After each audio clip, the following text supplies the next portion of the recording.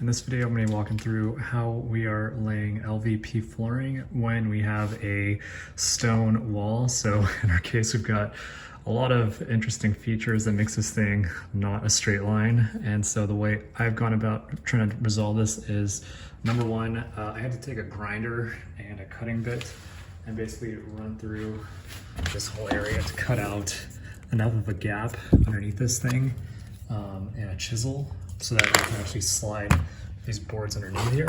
So like, be able to get this thing kind of tucked away like that. Originally these stones came all the way down to the subfloor, so that took many hours.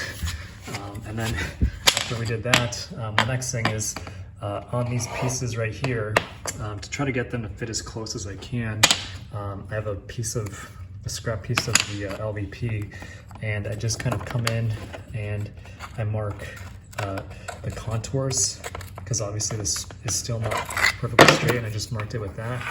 And what I'm gonna do is I'm gonna take a circular saw, and I'm gonna cut off this entire tongue right here, but I'm also gonna be cutting up to these parts right here.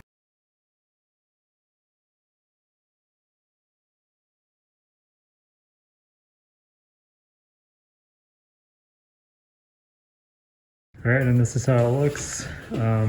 So I use the saw to just kind of get these weird cuts, but trace it out as well as I can. All right, I haven't clipped the tongue yet, but you can see that this is looking pretty good. That is the finished product. So now I'm just gonna build the rest of this row and keep on trucking.